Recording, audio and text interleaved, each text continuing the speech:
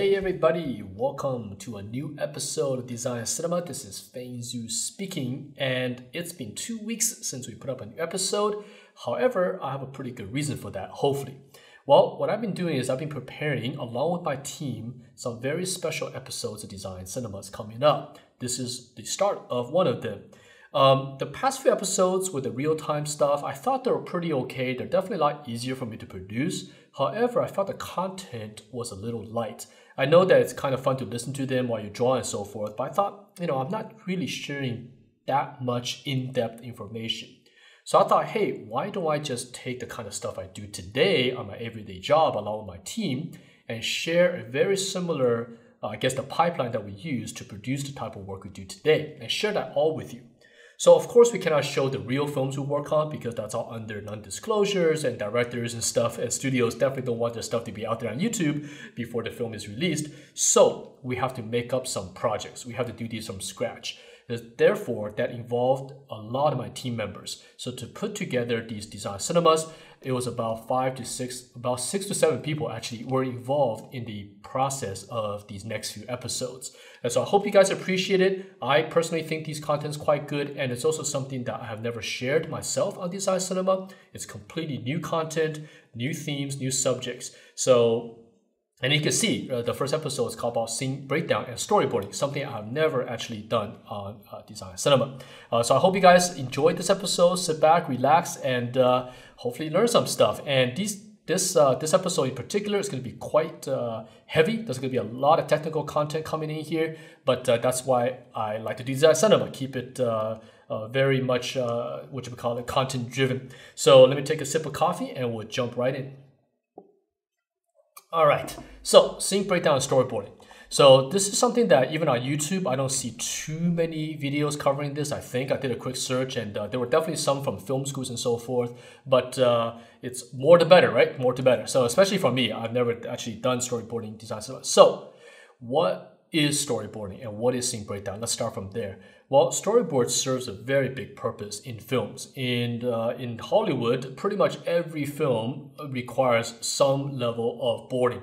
No matter how rough the sketch is, even if it's stick figures, that's okay.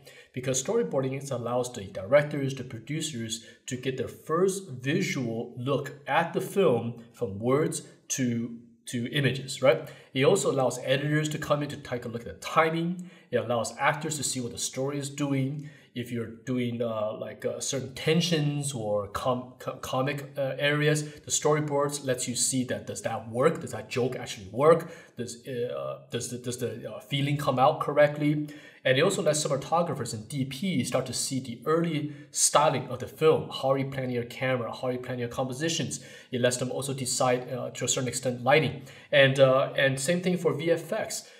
Industrial Light and Magic and these VFX companies can look at storyboards and start deciding, oh, here's how we're going to sequence this shot. Here's a very difficult or expensive shot to do. All that could be taken from storyboards. And of course, storyboards can also aid in the production of previs, 3D previs. So your big budget films pretty much all use 3D previs now. But even to do previs, there's some level of storyboarding that has to be done because it's quick. It's something you could draw in a matter of minutes. So the quality of storyboards is not the most important things in this line of work. It's about the shot design themselves. Where do you place your camera? How do you flow from one shot to the next to another so the audience understands what's happening?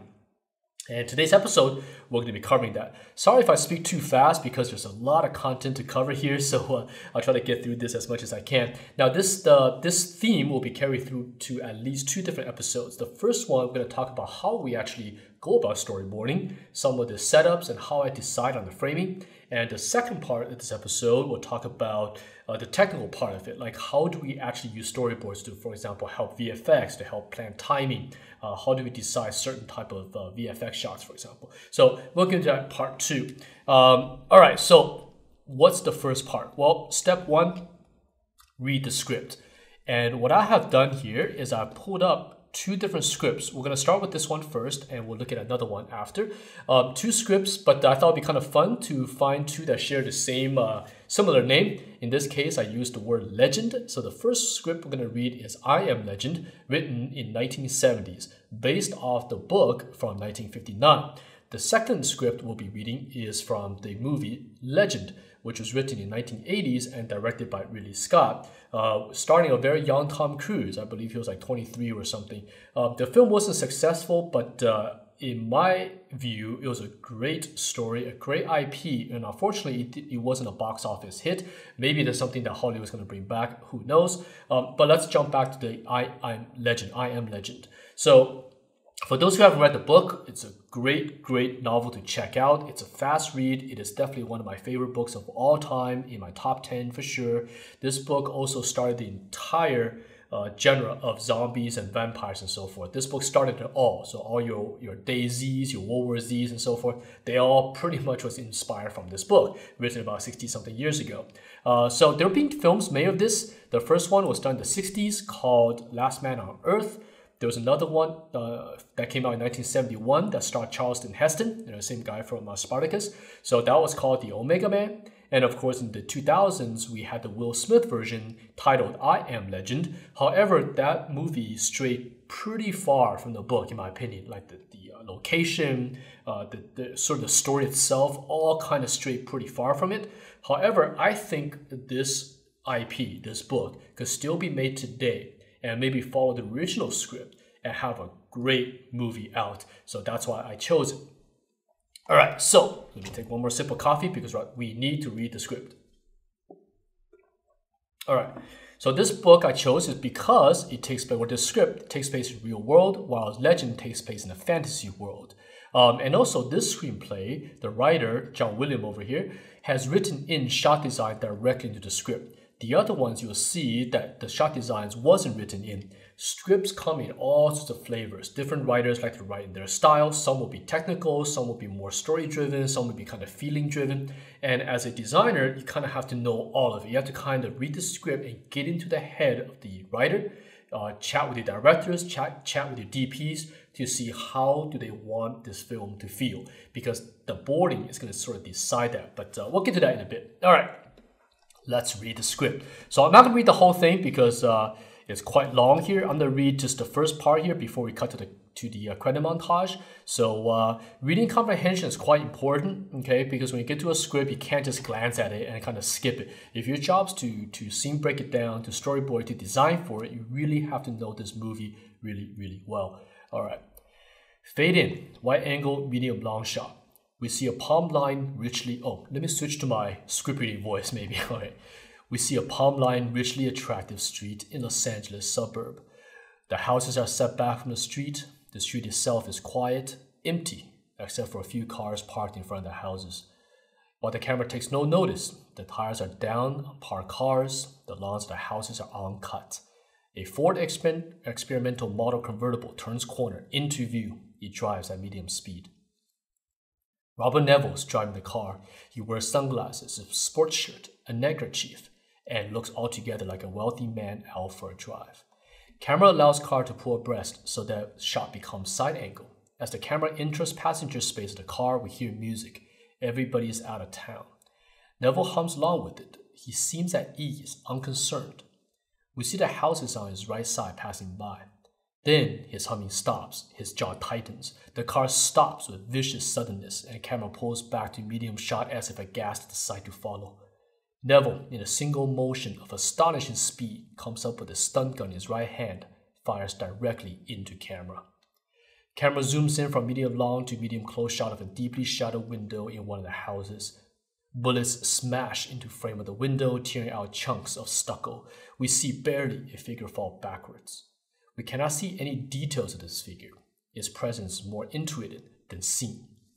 In foreground is Neville's stun gun, almost obscuring his features. Freeze frame. Cut to credit montage.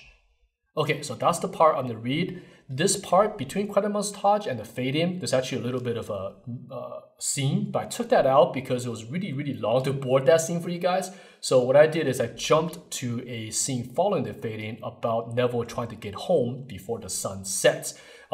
Quick synopsis of what's happening here is that when the sunlight goes down, these vampires pretty much come out. So during the day, Neville, our main protagonist, can walk around and do whatever he wants because he doesn't get harmed by them. So in this particular scene, he's trying to race home before the sun goes down, otherwise he's in a lot of trouble. Okay, so once we read the script, then we start to figure out what it's trying to do. So like I mentioned before, this script here mentions actual shot designs like wide angle medium, medium close shots, reverse shots, camera zooms in. Now, you can learn a lot of this from YouTube as well. You could type these terms in and figure out exactly what they mean. Now is some of the best time to learn this because it's so easy to find this content. Just type in medium close shot and somebody will have a demo of what that looks like. So if you didn't know how cameras and angles and so forth works, that's something that you could do very quickly. And something you should know if you want to get into this business. So I hope, this episode will spark some new imagination for some of you. Maybe you guys are interested in concept art, but maybe you also see this and go, wow, this is actually a pretty cool side of film. Because personally, I love this kind of stuff. I love doing scene breakdowns because it's hard work, but you're directly responsible for the flow of the film. And to see your scenes actually turn into actual shots, like some of the boards that we've done in the previous films, you go on set and they have the Electra set up, they have the bow system and phantoms and all these things set up to match the boards that you have done is quite an incredible feeling. Okay. All right, so what do we have? Okay, so let's leave this here and let's jump into our second script. I'll open here. How do I do it on time here? Okay, so this is a pretty long, as you can see, a very long script, and this part I actually storyboarded the entire thing, which you guys will see shortly here. So this is taken from Legend. Let me organize my Photoshop a bit. Okay, I have no idea how long this episode will run for, but let's run as long as we need to get this stuff explained. Yeah, so hopefully you guys are patient here. All right, Legend, written in second draft in 1984. This film I think came out in 85, 86, somewhere around there. Right between Tom Cruise's career of, what's the one where he's tending the bar or something like that, and then right before Top Gun. This basically came out right before he was became like a huge movie star after Top Gun. So, okay, let's read part of this and then we'll stop. Let me stop it right at Goblin's POV. So the setting of this screenplay is in a fantasy world. It has unicorns, like a devil creature. It's really, really cool. In the 80s, you had quite a bit of movies like this, like Never Ending Story, Labyrinth. These type of films are very, very cool. At least when I was growing up, I love these kind of things. So let's jump in. Exterior, forest, night. Okay, huge trees taper upward like columns supporting the roof of heaven. Moonlit dewdrops spangle a delicate spider web. The setting is tranquil and utterly majestic. Over the brow of a distant hill, a pair of brilliant light beams scintillate in an ethereal ballet.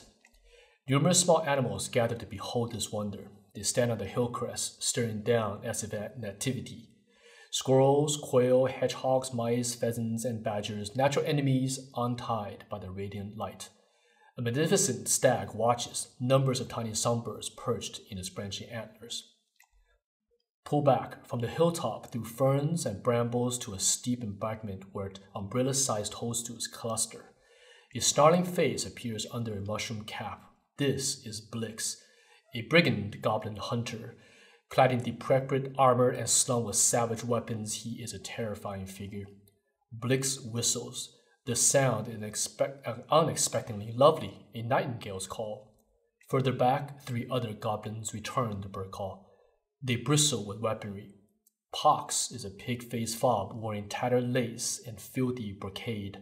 Tiny Blunder and Tick are both masked by grotesque helmets. Swarms of gnats drone above their hidden heads. They creep forward to join Blix. Okay, so I'll stop there. So obviously, if you're working on stuff like this, you have to spend about a few hours reading the entire script, take your highlighters out, and start highlighting the important parts of it. So I'm gonna put this to the side here, and let's jump into I Am Legend first. So notice in this script, I have kind of highlighted a couple words here in red. Those are some of the scene descriptions. In fact, there are a couple more. See all these capital letters, right? Like camera enters, shot becomes side angle, or camera allows car to pull abreast, right? These are all camera move terms that DP is particularly paying attention to, right? So they know how to set up the shot. In Legend, none of that is here. The only thing the script mentions is time of day and location. It doesn't mention any camera moves at all. So shots like this, we're gonna have to break it down with the director, with the DP. Sometimes, it's up to whoever wants to join in. Storyboards could be done by a lot of people at the same time. Generally, the movies I'm working on, we spend about a month to 2 months sitting with directors and usually the DP, and we just board out the entire film. Anything that's, I guess, hard to do, we board out. So let's put that aside. First stage, rough it out. So let's open that up. So we're looking at I Am Legend. We're going to do a rough. Boom. So here are my boards that I've drawn. Oh, where'd it go? Boink. Let's shrink the script down. Okay. And here are my roughs. So I limit this to just this part of the script. So we have about 64 frames here. Now, before we get into the actual drawings,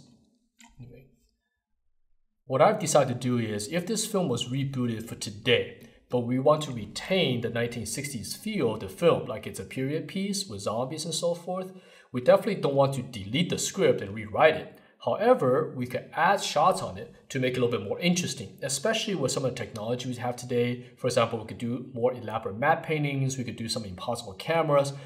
Depending on what the director wants, we could add some frames to, I guess in a word, upgrade this film so today's audience can find it just as interesting as before. So here are some of the shots I added. And you can see these drawings are super rough. Like I mentioned, these drawings doesn't have to be good. I have seen beautiful movies made with stick figures. I remember working on Star Wars, and Spielberg was in the next room doing, what movie was he doing? War of the Worlds. And he was just drawing these little stick figures, but it gets the job done because everyone knows what's happening. Is it reverse shot? Is it a close-up? Is it a long shot? Is it a medium? Because even stick figures can tell that. So it's up to you. So obviously, the better you're drawing, the easier it is for most people to understand it. So, but in most cases, really, the drawing ability of this is not the key. It's about the speed, because if you're gonna board out the whole film, like something like a Disney movie, it could take months and months to board out. And that's with a big team. So, all right, so let's break these shots down. So I added, let me get a red pen here. These 4 shots here. Whoops, wrong color. All right, the script actually starts here. As you can see, we see a palm line richly attractive street in Los Angeles suburbs. So that's the first shot here. I decided to put the shot right down the middle of the street. So we have an empty street to establish the cars, the Hollywood Hills, and the sky and some of the palm trees. But before this shot, I wanted sort of to establish Los Angeles to get our setting. So I started the shot with a very high, like a helicopter shot, like a crane, right, really high up here, showing the Hollywood sign, the hills, and the neighborhood to set it as a 1960s setting. So we don't have the tall buildings yet. We might not even have all the buildings at downtown. This is still, I think we have Tower Records in those buildings by then, but it definitely gives the audience a vibe for a more period timepiece for Los Angeles. Then we cut to a medium shot of some houses from above as the camera kind of flies by. Then we cut to a house to establish a little bit of the just let the let the audience start to catch that something's not right. Like these houses looks like they're run down, and the cars looks like they're slowly rusted. Then cut to a sidewalk with a car, and here we sort of see that the tires are blown out, right? It's very subtle, but the audience should be able to pick it up that something is not quite right, that this world is abandoned. This world is no longer upkept, right? Everything's kind of going into a post-apocalyptic kind of world. And then we cut to the actual frame here mentioned in the script. So we're looking down the street. Let me quickly run through this, and then we'll watch the edit. Car appears, Proxim. I don't want to show the actor yet. I kind of want to build it up before we show the actor, because the appearance of the first time lead actor or actress is pretty important, like how they show up on camera. So what I want to do is I want to get the attitude set right before we show Neville's face. So let's give him an attitude. So here I'm using actually a Ford. Later on we change the car a little bit, but I'll show you that as we get there. So we have the front of a car, very aggressive, right, driving towards camera. Some side, three-quarter profile. Establishing a shot of this car just driving through this neighborhood, right, driving through the neighborhood. And then we finally see kind of this cool dude with sunglasses driving the car.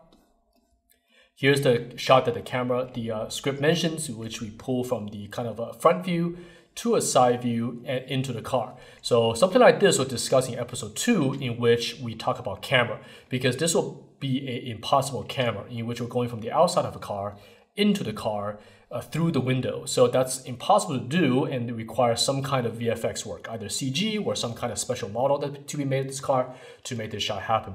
We go into the car, we go to the back view of Neville, and we can hear music on the radio. Camera continues to spin around, and we get the nice feature of the actor's side profile. Now we get into some of the story. As he drives, he notices something in the street. Close up is his face, starts to gear downshift, puts on the brakes, and car slides into view, right? So which is all mentioned here in the script. Now, of course, as a filmmaker, we have to add our own taste to this, right? So this is my take on it. This is, if I'm the director, here's how I shoot these frames.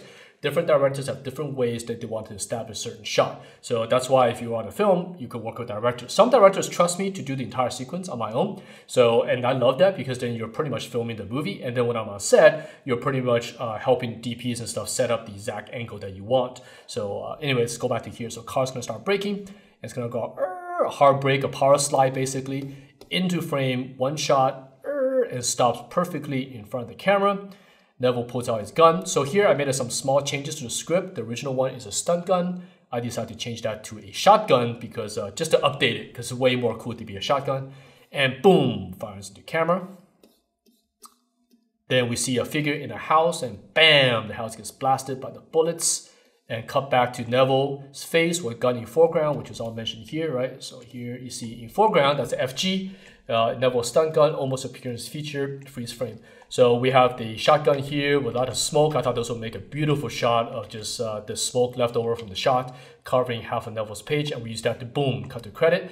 And then we're gonna have a credit sequence. So let's do the next part. So this part I didn't read the script, but what happens is Neville's trying to get home, right? So we have a down shot of the car driving below the camera and off of frame. Camera's gonna tilt upwards, and then we use this to establish that the sun is going down. So establish the neighborhood, it's quiet, and establish the sun just on the horizon, so the audience gets a little time of day. Next shot, I'm gonna transition that and make a second reinforcement of time by cutting directly into a watch. So we see that it's about 7:15 or so. So the sun is definitely on its way down. So I'm not sure what time Los Angeles. I haven't, I think anywhere between 6 and 7, depending on daylight savings time. But I just chose 7:15 here. And then the next shot, we need to establish the watch and connect it with the actor. So therefore, we have actor looking at watch. Again, in episode 2, we'll go into details on how we frame these. What decisions did I make to do these shots? For the first one, I just want you guys to see sort of the overview of these boards and watch the final result of it. And then episode 2, we'll get into technical shot design choices of why do we do these shots, okay? So, all right, so then cut to car driving really fast down the street, cut to establishing that the car is fast, so we cut to the speedometer, showing that he's going almost 100 miles an hour here, and just racing through the neighborhood, showing his driving skills, drifting into a corner, right, driving really fast, and then he turns his head and notices that in places of shadow, some of these zombie guys or vampires are starting to show up, but they cannot touch him right now because he's still in sunlight. So they're just kind of watching. They're waiting for the sun to go down. He's like, oh damn, he's gotta hurry up here. So drives, go almost home here, makes a fast turn, and then we're almost at his house. You hear the engine shift downshift, and that's his house right here, his garage, and he starts to pull in. Car slowly drives to the driveway, into the shadow. Car stops, turns off engine, turns off headlight, and we have this nice establishing shot, establishing his house, relations to the car, and the shadow here, that's going to be here. So the part where he's at is still in sunlight, and gives you a nice quiet beat for the audience to anticipate the action that's about to happen. Looks in the back rear mirror. Now, in the later version, you'll see that I changed this mirror from the back mirror to a side mirror because the car we chose did not have this mirror, unfortunately. And then we see the zombies / vampires in the back getting ready, hiding in the shadows, just waiting for that shadow to creep forward to catch him. He's going to grab his gun. Then suddenly we have a creature kind of jump scare. There's a jump scare tactic here. You can hit the hood of the car, make a loud bang. Boom! Neville quickly grabs his gun, points it at the windshield, boom, blast the windshield, and the creature all together as one, quickly swings back around and boom, fires towards camera, and we end it here. So of course the shots after this gonna be pure action, like crazy, gets out the car and shoots and do all sorts of fun stuff. But we'll save that for another day because a lot of stuff to sequence. So that is this here. So let me do a quick pause in the video and then we'll continue with the I Am Legend. I mean, what Legend actually. All right, so let's go back and review. Let me just leave this one here. I want to review the second one now, which is Legend, our fantasy one. Okay, so let's open up Fantasy Legend Rough. Okay, so this one also started the scene breakdown. Now this one did not have camera information in it, so I had to come up with all the shots on my own without the script giving you any kind of guidance. And I personally find that to be way more fun, even though it's way more hard because you have to spend time figuring out what shot to do. So I'm gonna run through this real quick and then we'll take a look at the final result of these as we edit it together. Okay, we're pretty good on time, only 25 minutes in, so I think we could fit quite a bit of content in this one to give us more stuff to do for the second one, right? All right, so let's jump into this one. So the gist of the story is that these goblins are, well, the story starts with a very tranquil forest and we see this unicorn, basically a mystical creature in it. So all the animals are kind of dazed by this beautiful creature. And these goblins are assigned to capture and kill it. So they're kind of setting an ambush. So Blix, the leader, is on the top of the hill looking at this unicorn. He sees the coast is clear, whistles down to his little henchmen, these three little goblins, as they, you know, basically get their troops together. They walk up to the hill and start the ambush. Unfortunately, as Pox, the clumsy goblin, as he crosses through the forest here, he's gonna confront a little animal. The animal gets scared and runs off, therefore creating a lot of noise. And the goblins decide to just do a full charge, which results in too much noise, and unicorn runs away. The goblins gets nothing. However, they find a piece of the unicorn's fur, a feather type of material, and they find this to be quite interesting, and Blix takes it and brings it to his master. So that's what this sequence is doing, and this will be something like an establishing shot in the film. So let's run through this real quick, and then I want you guys to watch the final edit that we put together. Okay. Start with forest, the tranquil trees that was mentioned in the script, spider webs and all these kind of things. Very magical. It's a magical forest. You know, the type of stuff you see fairies and you know, little sparkly things. That's the kind of forest I think we can imagine doing in these shots. So we slowly establish that. The music will cue in, the river flow, the little sparklies, all that stuff will cue in. Then we see little deers on the hill, cut to little animals like little squirrels, some badgers, deer looking, then cut to reverse shot of deer, and then we cut to sort of their POV as we zoom past the deer head into what it sees, which is a unicorn drinking water. Do a nice close-up of this. This will most likely be some kind of CG animal done by Weta or something. Beautiful little unicorn. Now, at this point, something that you guys will probably ask, which is, when you're doing boards, sometimes design's not even done yet, and that's true. So what we do is we use placeholders. We design stuff that's kind of generic, but it gets the point across. Later, storyboards are used to determine what designs are actually required. So during this phase, we kind of just make stuff up. So right now, you know, I don't want to just do a straight up unicorns. I decided, hey, let's give it antlers because the script mentions antlers right here. Right, so this unicorn has branching antlers. So I thought, hey, okay, let's just use that with some birds perched on top, drinking water, a close-up to it. Camera's gonna slowly punch into the upper left here to reveal some mushrooms, right, some grass, and grass gonna part, and we'll see an eye of a goblin. Cut to close up the eye, so you know these look really cool. If you do the CG correctly, the eye will have the little focal points and so forth. And then we establish Blix from a side view carrying all the weapons, so this establishes who he is. He's going to turn back and whistle, cut to medium shot whistle, cut to wide shot whistle, and the wide shot allows us to establish the environment for the audience to see this place as a whole, and we have a moon. It's like a beautiful nighttime scene. Other goblins down below, here's that, reveals the other two, so this will probably be a camera in which we have that, and camera pulls out and these guys appear from the bushes. They're going to start making their way up the hill, climbing, establish it one more time, and then here's a shot in which the script mentions a little moth landing on a branch, and then boom, what's this guy? I think he's Pox or something, Blix, right? He eats it. So this kind of establishes who the goblins are. Like they're kind of disgusting. They eat nasty stuff. They have this crazy reptilian tongue. Yeah. Blix is waiting for these guys to come up the hill. Guys go up the hill. And then here we establish a little rat crawling in his helmet, which is mentioned in the script. Get to the top of the hill, and we see Blix totally in charge. So I place Blix higher on the top to give him authority. Again, I'll go through this shot by shot next episode because I don't want to bog it down during this one. So anyways, he's in charge and he's telling the other three what to do. Top down shot as a few goblins spread apart to look for the unicorn, right, to set an ambush. Here we have Pox slowly crawling through the trees, the bushes, and he comes head to head with the little wild piglet. Kind of like a joke because his name is Pox and this is a piglet. The piglet gets startled, going whoa, right, and then runs off, being really sad, a little tear, like yeah, you know, the sounds piglets make. Runs off. That creates a lot of noise, in which startles the other animals in the forest. Let me go to full screen here. What am I doing? Okay, so we have the deers running off, and then we have the typical birds going to the air. Like that's almost the Hollywood version to show something is wrong. A bunch of birds flying in the air, so go while the birds fly. At that point, Blix, the leader, goes, oh no, you know, like, oh crap, the plan's being foiled, you know, our ambush not gonna work. Okay, screw it, charge, right? So he's gonna do the full charge move. Other goblins go into view, so they're gonna start running down the hill at full speed. Music's gonna kick up, the tone, the editing style is gonna kick up. So I'm gonna go to fast-paced editing at this point, boom, boom, boom, boom, boom, boom, going down the hill. Unicorns reacts, you know, right, and that horse ring sound, which I probably shouldn't make on the air here. And then boom, boom, boom, boom, boom, runs off along with little birds and off frame and gone. Goblins arrive to an empty scene and they're kind of like bummed, like, oh man, right? Have some dialogue here.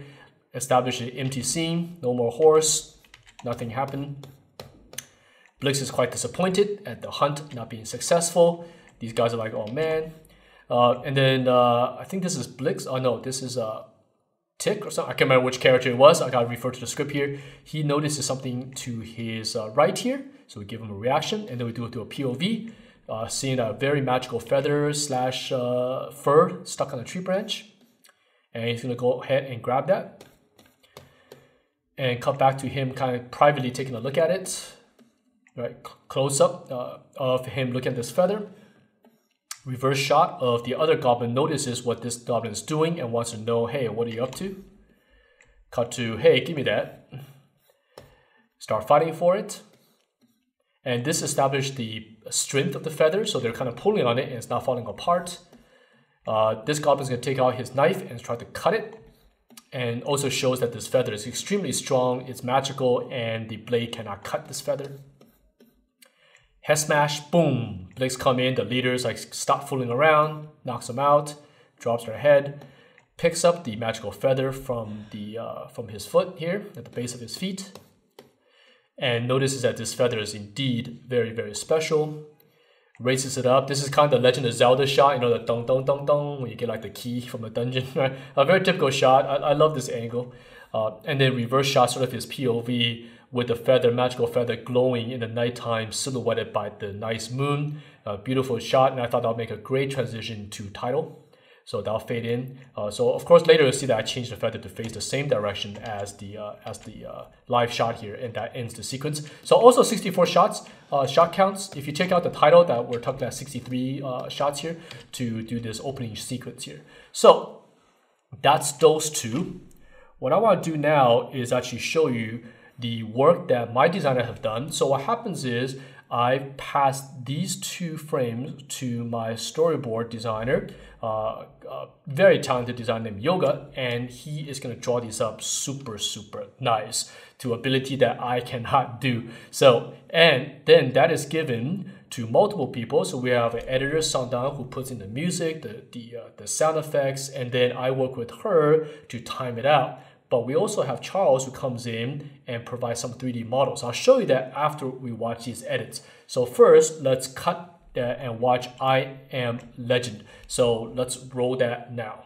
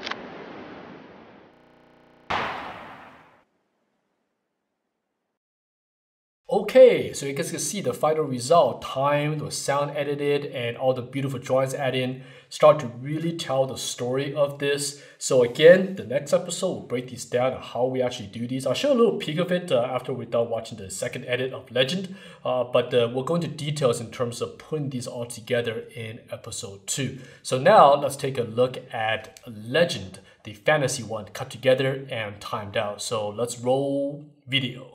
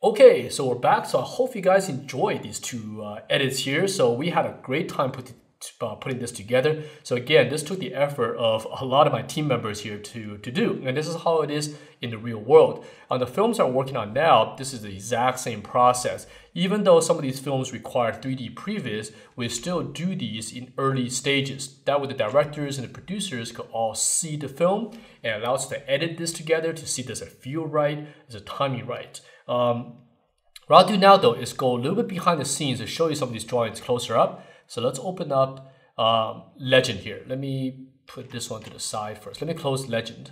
Let's do I Am Legend. A little confusing since the film has very similar names. So the first stage was this. Now, in this one, what we've done is because it's got a lot of hard surface subjects in it, for example, the car and the buildings, we enlisted the help of one of my designers on the team named Charles. And what he did is he put together some 3D. I'll show you that. Okay, so this was put together entirely using SketchUp. So let me do it this way so it looks kind of cool. Hold on 1 second. Let's open up this and this. So we're at the same size for everything. Okay, so this is all 3D. Let me zoom in here full screen so you guys can see. So Charles took the drawings and roughly matched it up to composition. So the comp's not entirely there yet, but overall we have a working file. So why do we do this? Because it saves time. All I gotta do is mock up the angles and mock up the scenes, and we find the camera angle. This will save a lot of time for Yogo, who's going to clean this drawing up, to not have to worry about perspective. And this, for us as a filmmaker, is a much faster process than to draw each frame by hand, especially for scenes like this. Okay, for the Legend one, because it's all soft surface, that was entirely done without any kind of 3D, because we could just directly draw those. Using 3D might actually slow it down. But for scenes like this, you can see how fast it is to put together all in 3D. And this allows us to edit this very, very fast. So one thing to keep in mind when doing storyboarding is a lot of the sequences might be thrown away. You might do this entire sequence and director's like, you know what, this is cut, or let's do this from a different angle. So you gotta be prepared to work fast. You have to have a very good pipeline. And this is one of the pipelines that we use internally to do this. We have done sequences that's up to about half an hour's time. You know, so very long sequences cut together. I'm talking about the entire storyboard 30 minutes long. So that's a very, very long cut. Most of your action sequences go from about 2 minutes, or about a minute, to maybe about 4 to 5 minutes. That's a typical length of an action shot. But in certain cases in which it's really complex, you might do longer. So you have to have a good pipeline. So anyways, so again, next week we'll kind of break these down and so forth about how we design these. But in terms of this is the output. All right, let me zoom it out. And then what I do is this is then fed back to me. And what I'll do is I'll make some notes on it. And I'll show you what that looks like. So here are my notes for this these shots. So I do things like headlights down, move car to middle street. So for example, he doesn't follow traffic law at this point, right? Storytelling. So we purposely want to make him just drive down the middle of the street. All that stuff helps the audience understand that something's not quite right here, right? So I have things like headlights down, we're punching more, so we're inside the windshield, see the rough, replace with better house, giving us a better window. So these are all notes that I give back to Charles, who then, because it's in 3D, allows us to quickly make these revisions, which we'll see, where are we here? Okay. So this is the newer version, and you can see there's some subtle changes between the two. So for example, the frame where he's looking at his watch, I believe is this frame here, right? So this frame here, the actor is supposed to be looking at his watch, but this is a pretty hard angle to establish that, so we changed the angle slightly here. So he has a better view of his watch, similar to the original board here of him looking at his watch. So that is the match. So this is a very quick turnaround time due to the fact that 3D is being utilized here for this sequence. All right, so let's zoom out everybody out. All right, so you can see a lot of preparation goes into this type of work. There are a lot of different people involved, but it's really, really fun. Okay, then this is then locked off. Basically, I look at it, go, okay, these shots are good to go. These shots are locked. Meantime, the edit of this is already done. And we might even show you that next week because I don't want to play these over and over again to make you guys watch it. But maybe in part 2, you guys will see the rough edit of this version and then the edit of the final version, which you guys already saw. So meantime, our editors could go start working on this, start adding sounds, start timing it out. We could all do that on the rough. During that time, then someone like Yoga, for example, could then start cleaning this stuff up. So every frame that's cleaned up is then given to the editor and we replace the rough with the final. So, okay, let's open up the final drawings. So here are the final drawings that you see here. So here, Yoga used a style that's very similar to like the comic book style, very heavy black shadows. We thought that that matched the look of that time period quite well. I think, this kind of old comic book style. So it worked quite well, with which Legend we used is something a little bit different. So here are the frames.